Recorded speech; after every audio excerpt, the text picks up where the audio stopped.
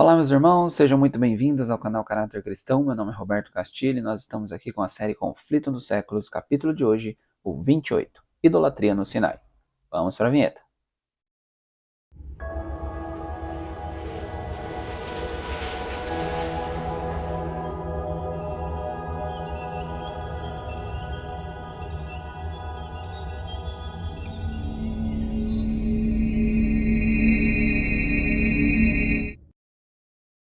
Bom, meus amados, hoje o capítulo 32 do Êxodo vai falar sobre o bezerro de ouro, Moisés intercedendo pelo povo por duas ocasiões, ele interroga Arão e também quebra as tábuas da lei. No capítulo 33, Deus diz que vai manter um anjo guiando o povo, que o povo tinha que tirar todas as joias de seu meio. Moisés implora a Deus que não os deixe e também pede para que Deus mostre a sua glória. E no capítulo 34, Deus pede para que Moisés suba novamente com tábuas, para que ele escrevesse as mesmas coisas da primeira. A aliança para quem não cair na idolatria é reafirmada e também Moisés resplandece o seu rosto. Vamos então para o Patriarcas e Profetas. Bom, logo ali nos primeiros parágrafos é mostrado que o povo ficou com medo de Moisés ter morrido, e eles, como estavam ainda familiarizados com as coisas do Egito, eles gostavam de ver os deuses, né? E Moisés tinha essa prerrogativa para o povo, tanto que o povo, toda vez que tinha algum problema, ia até Moisés ao invés de ir em Deus primeiro. Então, Moisés era como se fosse para o povo ali um Deus ali visível, tá? É como se Deus estava guiando Moisés, então eles olhando Moisés é como se eles estivessem vendo o próprio Deus, tá? Quando Moisés sai, eles começam a perder essa referência e eles queriam algo visível. E aí vem o bezerro de ouro. Os egípcios, né, que foram juntos com o povo, deram a ideia de ser um bezerro, algo parecido com um boi, porque eles já tinham Apis, por exemplo, que é um deus do Egito, e o povo então abraçou essa ideia. E ainda fizeram uma festa com orgias e várias coisas como eram realizadas no Egito. Quantas vezes em nossos próprios dias é o amor aos prazeres disfarçado por uma aparência de piedade? Uma religião que permite aos homens, enquanto observam os ritos do culto, entregaram-se à satisfação egoísta ou sensual. É tão agradável às multidões hoje como foi nos dias de Israel, e ainda há arãos flexíveis que, ao mesmo tempo em que mantêm posição de autoridade na igreja, cederão aos desejos dos que não são consagrados, e assim os induzirão ao pecado. Bom, meus queridos, esse pecado na Bíblia é considerado por ignorância. No próprio capítulo 32, Arão vai dizer Yahvé, ou seja, eles não estavam cultuando o bezerro, eles estavam cultuando Deus no bezerro. Isso era errado também pelo segundo mandamento. Porém, eles não tinham a totalidade de tudo o segundo mandamento ainda. Então, isso foi considerado por ignorância. Muitas pessoas se enganam achando que por ignorância é não saber nada, porque ele tem aquele texto de Atos que Deus não leva o tempo de ignorância. Sim, nós temos a ignorância completa, mas nós temos a ignorância por negligência. E essa por negligência também causa o que causou aqui. Por exemplo, mais de 3.000 homens morreram, ok? Uma outra coisa importante é que Moisés é avisado então lá no monte da apostasia e Deus pede para que ele volte. Então Moisés intercede pelo povo, pela glória de Deus, ou seja, pelo caráter, porque o que queriam dizer do Deus de Israel que falou que ia levar esse povo para Canaã e agora ele destruiu o povo. Então Moisés ele se colocou ali como Senhor, o Senhor vai ser desonrado. Sempre que Deus for desonrado, nós temos que entrar em cena, meus queridos. Nunca devemos deixar o nome de Deus ser desonrado a nossas vistas. Se fossem agora destruídos, seus inimigos triunfariam, e Deus seria desonrado. Os egípcios alegariam que suas acusações eram verdadeiras. Em vez de levar seu povo ao deserto para sacrificar, fizeram com que fossem sacrificados. Não tomariam em consideração os pecados de Israel. A destruição do povo, ao qual de uma maneira tão assinalada honrara, lançaria injúria sobre o seu nome. Eu acho muito interessante que Deus fala teu povo, né? E depois Moisés fala, não, Senhor, é teu povo, é o seu povo, meu Deus. Então, esse foi um teste, né? É dito isso também, que Deus provou Moisés e ele passou na prova, e porque ele amava a Deus e amava o povo. Moisés estava cumprindo os mandamentos. Então, eles descendo, né, tanto Moisés quanto Josué, Josué acha que é guerra, só que Moisés acertou em cheio. Ele sabia que aquilo ali era festa, era orgia, era música errada, era dança, tudo que não prestava estava ali no meio. Aproximando-se do acampamento, viram o povo aclamar e dançar em redor de seu ídolo. Era uma cena de alvoroço gentílico, imitação das festas idólatras do Egito, mas quão diverso do solene e reverente culto de Deus. Moisés ficou consternado. Acabava de vir da presença da glória de Deus, e embora tivesse sido avisado do que estava acontecendo, não estava preparado para aquela hedionda mostra de degradação de Israel. Acendeu-lhe a ira para mostrar a aversão pelo crime do povo, arrojou as tábuas de pedra e elas se quebraram à vista de todos, significando com isto que assim como haviam quebrado seu concerto com Deus, assim Deus quebrava seu concerto com eles. Então Moisés já vai logo em Arão e aí Arão, o que que você me fez, meu querido? E Arão então começa a tentar se defender e nós temos que entender, meus queridos, que como líderes, se você é líder, ou em casa, ou na igreja, ou no trabalho, onde quer que seja, você tem que ser exemplo. Se Arão tivesse tido coragem para se pôr do lado direito, sem se incomodar com as consequências, poderia ter impedido aquela apostasia.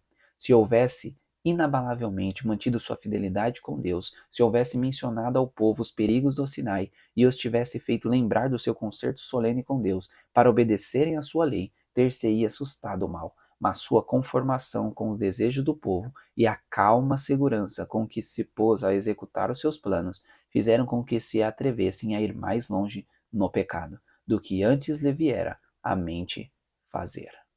Bom, aqui é dito nesse capítulo que não há nenhum pecado maior do que aquele pecado que você causa outra pessoa cometer. Então Arão teve que pagar muito caro com isso, né? Infelizmente, ele teve que morrer antes de entrar na Canaã. Um outro ponto é que foram castigados o povo para não piorar a situação. Nós vimos ali Deus colocando seus juízos sobre os antediluvianos e agora não poderia ser diferente. O povo então foi julgado ali, aquelas pessoas que manteram-se fiéis à sua rebelião, e mais de 3.000 homens morreram. Os levitas então ficaram do lado certo e tomaram posse do sacerdócio divino. Aqueles que efetuaram essa terrível obra de juízo estiveram a agir com autoridade divina, executando a sentença do Rei do céu. Os homens, em sua cegueira humana, devem acautelar-se de como julgam e condenam seus semelhantes, mas quando Deus lhe ordena executar sua sentença sobre a iniquidade, ele deve ser obedecido. Aqueles que realizam este doloroso ato manifestaram desta maneira sua aversão à rebelião e à idolatria, e mais completamente se consagraram ao serviço do verdadeiro Deus. O Senhor honrou-lhes a fidelidade, conferindo distinção especial à tribo de Levi. E é importante frisar que só morreu quem permaneceu na rebelião. As pessoas erraram e se mantiveram fiéis ao seu erro, ao invés de confessar e abandonar. O castigo teve que acontecer para não ter novos Caíns e também novos antediluvianos. Mas Moisés intercede por aqueles que se arrependeram e Deus concede a misericórdia. Na oração de Moisés, nosso espírito é dirigido para os registros celestiais, nos quais estão escritos os nomes de todos os homens, e fielmente registrados suas ações, quer sejam boas, quer sejam más. O livro da vida contém os nomes de todos os que já entraram no serviço de Deus. Se qualquer desses se afastarem dele e por uma obstinada persistência no pecado se tornarem fielmente endurecidos à influência do Espírito Santo, seus nomes serão no juízo apagados do livro da vida, e eles serão voltados à destruição. Moisés se compenetrava de quão terrível seria a sorte do pecador. Todavia, se o povo de Israel devesse ser rejeitado pelo Senhor, desejava ele que seu nome fosse apagado com eles. Não poderiam resistir ao ver caírem os juízos de Deus sobre aqueles que haviam sido tão graciosamente libertos. A intercessão de Moisés em prol de Israel ilustra a mediação de Cristo pelo homem pecador. Bom, Deus disse ali para Moisés, né, depois dessa luta ali de Moisés com Deus sobre manter as pessoas ali o povo vivo. E é interessante dizer que Deus diz para Moisés: Moisés, eu não posso permanecer com vocês são tão duros de coração. E ali a tenda da consagração é colocada para fora do arraial. Porém, Moisés pede a Deus que permaneça com seu povo. E Moisés então pede para ver a glória de Deus. Eu acho incrível isso, porque naquela tenda, Moisés ainda é dito para o povo: vocês que se arrependerem e quiserem ter um convívio com Deus, venham até a tenda. Está livre para vocês. Então não foi algo assim de, olha, Deus não quer mais saber do povo. Não, Deus sempre dá uma segunda chance. Ele sempre dá uma terceira, quarta. Às vezes dá muitas chances, porém a gente precisa agarrar essas chances. Para o transgressor é coisa terrível cair nas mãos do Deus vivo, mas Moisés esteve sozinho na presença do Eterno e não ficou amedrontado, pois tinha a alma em harmonia com a vontade do Criador. Diz o salmista: se eu atender a iniquidade no meu coração, o Senhor não me ouvirá. Mas o segredo do Senhor é para os que o temem, e ele lhes fará saber o seu conserto. Então, meus queridos, ali naquele monte, duas tábuas então refeitas da mesma forma das anteriores. Moisés ele fica com o rosto iluminado. Quem tiver livre do pecado não terá medo de Deus. Glória a Deus por isso. E eu gostaria de encerrar com esse último parágrafo, que é muito importante para nós entendermos a glória de Deus que ele quer colocar em nós. Por essa luz era o intuito de Deus impressionar Israel com o caráter sagrado e exaltado de sua lei e a glória do Evangelho revelado por meio de Cristo. Enquanto Moisés estava no monte, Deus apresentou-lhe não somente as tábuas da lei, mas também o plano da salvação. Ele viu que o sacrifício de Cristo era prefigurado por todos os tipos de símbolos da era judaica e era a luz celestial que fluía do Calvário, não menos que a glória da lei de Deus, que derramava tal brilho no rosto de Moisés. Aquela iluminação divina simbolizava a glória da dispensação de que Moisés era o mediador visível, representante do único verdadeiro intercessor. Glória a Deus por isso. Ainda no finalzinho do capítulo, o último parágrafo vai dizer que Moisés é um tipo de Cristo, porque ele é o visível do invisível. Deus é incrivelmente maravilhoso.